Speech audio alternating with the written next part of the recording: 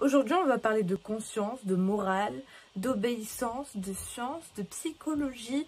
Enfin bref, aujourd'hui, on parle de l'expérience de Milgram. Qu'est-ce que l'expérience de Milgram?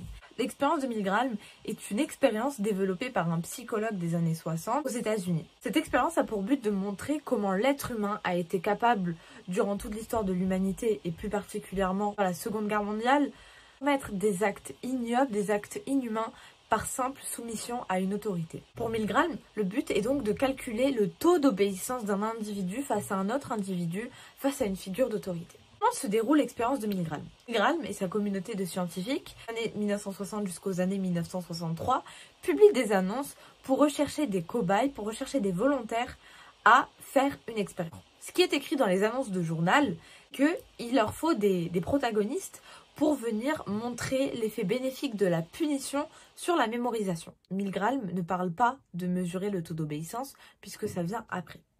Comment se déroule l'expérience? Il y a 3 protagonistes. Un élève qui doit mémoriser une série de mots et qui est ensuite placé sur une chaise électrique. Chaque fois qu'il prononcera un mot erroné, il recevra une décharge électrique, donc qui va de 15 volts en 15 volts, donc 15, 30, 45, etc. Ce qui lui décharge cette volt, c'est nos fameux étudiants qui sont portés volontaires. Et donc ce sont eux qui vont appuyer sur un bouton, donc en fait ils ont une mallette en face d'eux. Et à chaque fois que l'élève en face dira une mauvaise réponse, ils devront appuyer sur le bouton en disant cette fois-ci je mets 15 volts, là il s'est trompé je mets 30 volts, là 45. Ils ont un scientifique qui est la figure d'autorité, vous allez comprendre le lien, qui est la figure d'autorité et qui est en fait là déjà pour conduire l'expérience et pour forcer entre guillemets celui qui va appuyer sur le bouton de le faire. Dans cette expérience, figure d'autorité, donc le scientifique, celui qui reçoit la décharge, sont en fait comédiens, ils sont complices. Et en fait, le but de l'expérience, c'est de montrer que celui qui va appuyer sur le bouton n'a en fait aucune raison de le faire, il ne connaît pas la personne qui est en face, et pourtant, juste parce qu'on lui a demandé d'appuyer sur un bouton qui donnera une décharge électrique, pour montrer les effets bénéfiques de la punition sur la mémorisation, il va appuyer sur ce bouton sans même se demander les effets nocifs sur celui qui reçoit la décharge électrique. Jusque-là, il agissait par manette interposée. Il doit maintenant toucher un homme qui ne lui a absolument rien fait et qu'il est en train de martyriser. Il arrive dans ces cas-là que le taux d'obéissance diminue.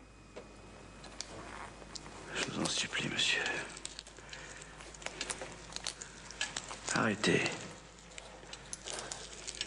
Faut mieux de vous concentrer et de ne pas répondre n'importe quoi. Qu'on en finisse, merde, on va pas y passer la nuit, non? Celui qui reçoit la décharge électrique ne reçoit pas de décharge électrique, mais à chaque fois qu'il va se tromper, et donc à chaque fois que l'enseignant appuiera sur le bouton, il va faire semblant de, tout d'abord, d'avoir mal, ensuite de crier.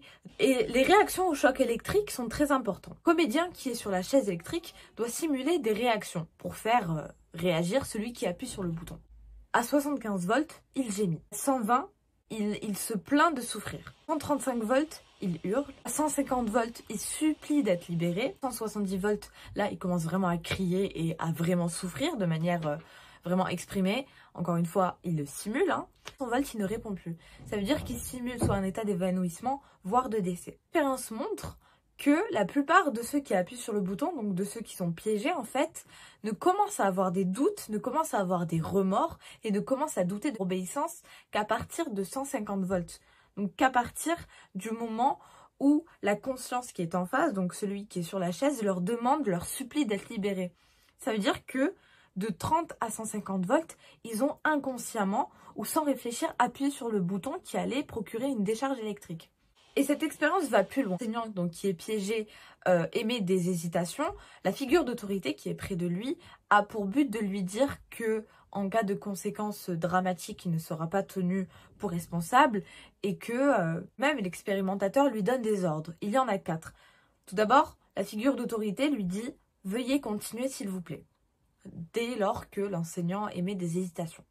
Il lui dit aussi « L'expérience exige que vous continuez ». Donc là, ce n'est plus une autorité ou une conscience qui lui émet un ordre, mais c'est l'expérience, c'est le cadre scientifique. Le troisième ordre, donc au bout de la 3e hésitation, le scientifique lui dit qu'il est absolument indispensable que vous continuez Vous n'avez pas le choix, vous devez continuer. Dans la gradation de ces 4 ordres, on voit qu'on est passé de veuillez continuer s'il vous plaît à vous n'avez pas le choix, vous devez continuer.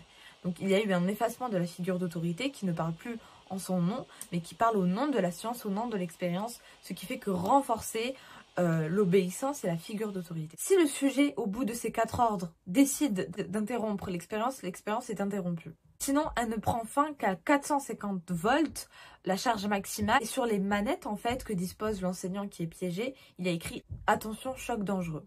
Si l'enseignant décide d'appuyer sur ce bouton, c'est que vraiment, le boug, il est soumis à fond et qu'il est prêt, en fait, à tuer la personne qui est en face, juste pour l'expérience scientifique et juste pour l'obéissance scientifique. À la fin de l'expérience, bien évidemment, celui qui appuie sur le bouton sent qu'en fait qu'il a été piégé, que celui qui est en face n'a jamais reçu de choc et de décharge électrique. Le scientifique qui était à côté de lui était complice du gars assis sur sa chaise électrique. En fait, il comprend le but de l'expérience qui n'était pas de prouver l'effet de la punition sur la mémorisation, mais de prouver sa débilité. Non, ça c'est un jugement de valeur Camille. Mais de prouver sa docilité et le taux d'obéissance qu'a un individu. C'est vrai que pourquoi dès le début, il a donné une charge électrique. On sait que c'est dangereux, on sait que ça peut avoir des conséquences néfastes. Et juste parce qu'en fait, une expérience lui a demandé de le faire, il l'a fait. Les résultats de l'expérience, je vous laisse regarder en détail le tableau qui explique les variantes. Alors la moyenne des chocs donnés a été de 360 volts.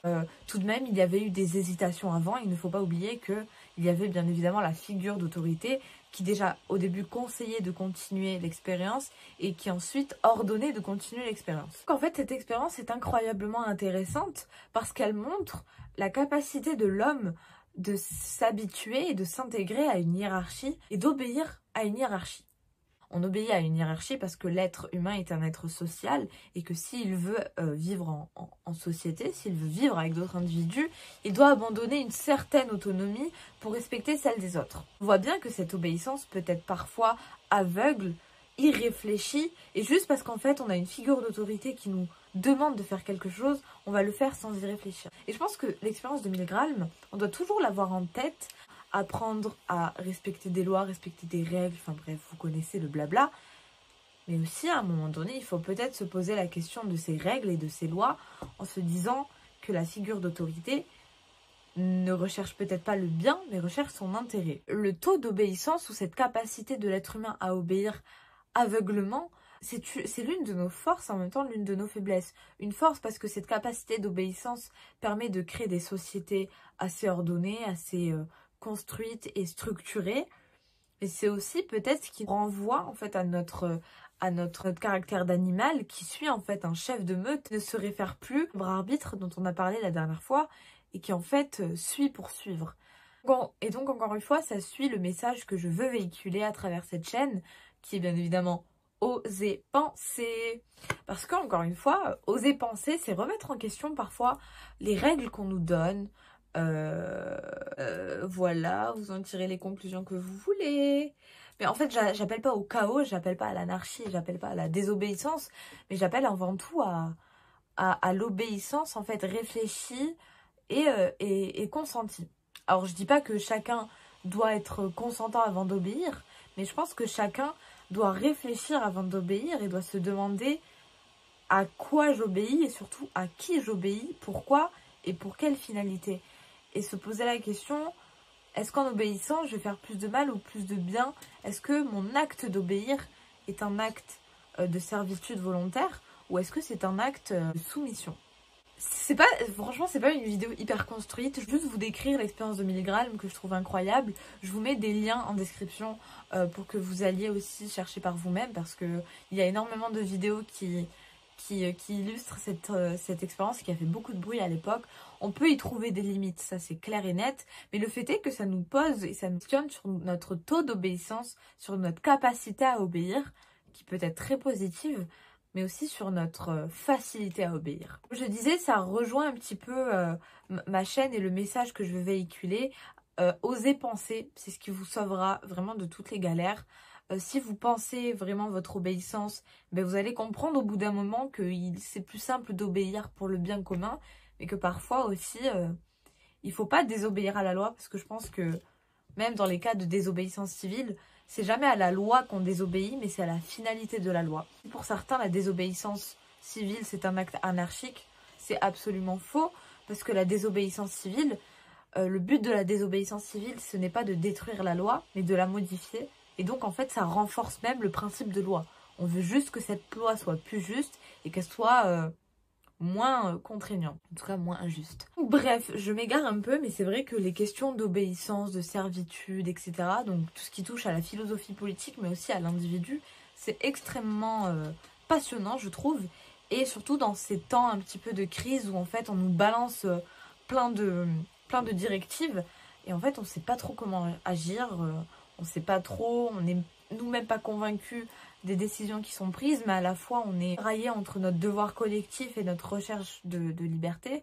Mais je pense qu'il faut penser avant tout et qu'il ne faut pas obéir aveuglément. Bref, j'espère que cette vidéo vous a plu, elle a été un petit peu décousue, mais j'espère que le message principal de l'expérience de Milgram a été compris.